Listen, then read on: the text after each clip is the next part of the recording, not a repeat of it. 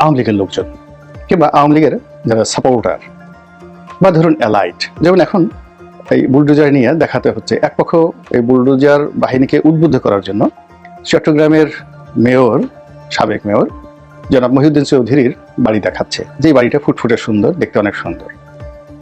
আর এক পক্ষ আবার সঙ্গে সঙ্গে ডক্টর মোহাম্মদ ইউনূসের বাড়ির ছবি চট্টগ্রামে দিয়ে দিচ্ছে যে এই বাড়িটা অনেক সুন্দর, গেল ভালো কথা। এক পক্ষ প্রথম আলোর বিল্ডিং এর ছবি দিয়ে দিচ্ছে এবং বলা হচ্ছে যে এই বিল্ডিংটা খুবই সুন্দর, মানে এখানে বুলডোজার বাহিনী যদি আসে এই বিল্ডিংটা ভাঙে এক পক্ষ খুব খুশি হয়ে যাবে। ফলে চিন্তা করুন যে এই গত 15টি বছরে যারা সরকারের সঙ্গে বাধ্য হয়ে হোক, প্রয়োজনে হোক, লোভে হোক, লালসার কারণে হোক জড়িত ছিল, এখন তাদের মনে কি আতঙ্ক। আলটিমেটলি গাজী গ্রুপ শেষ, বেক্সিমকো গ্রুপ শেষ, এস আলম গ্রুপ শেষ, এবং এই সকল গ্রুপের 2 লক্ষ কোটি টাকার মতো ঋণ, লুটপাটের প্রায় 5 লক্ষ থেকে 1000 কোটি টাকা দেশের বাইরে পাচার, এবং এই সকল প্রতিষ্ঠানে 5 লাখের মতো কর্মচারী পথে বসেছে। এখন টার্গেট করা হচ্ছে মেঘনা গ্রুপ, মানে 71 টেলিভিশনকে যারা ফাইন্যান্স করেছে মেঘনা গ্রুপ। টার্গেট করা হচ্ছে সিটি গ্রুপ।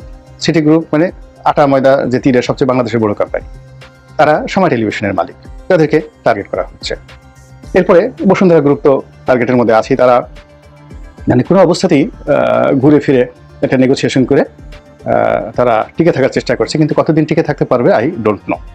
সিমিলারলি প্রথম আলোর যে মালিক পক্ষের যে গ্রুপ, ট্রান্সকম গ্রুপ, এটাকেও মাটির সঙ্গে মিশিয়ে দেওয়ার জন্য সবাই চেষ্টা করছে। তাহলে বাংলাদেশের রইলটা কি, থাকলোটা কি?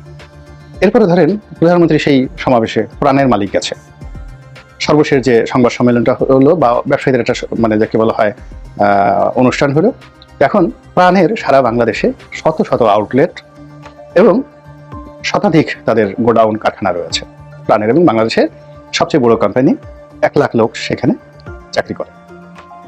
আরেকটি কোম্পানি আছে জনাব একে আজাদের হামিম গ্রুপ। হামিম গ্রুপের সঙ্গে নিউজ 24, চ্যানেল 24, সমকাল পত্রিকা, এই দুটো প্রতিষ্ঠান রয়েছে। তার সঙ্গে সঙ্গে এখানেও প্রায় 50,000 লোক চাকরি করছে।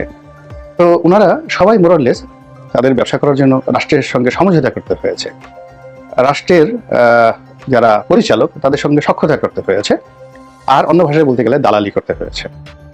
অনেক ইচ্ছা করে করেছেন, সম্পত্তি বাড়ানোর জন্য, অনেক অস্তিত্বের জন্য করেছেন। এখন এদের অবস্থা কি হবে?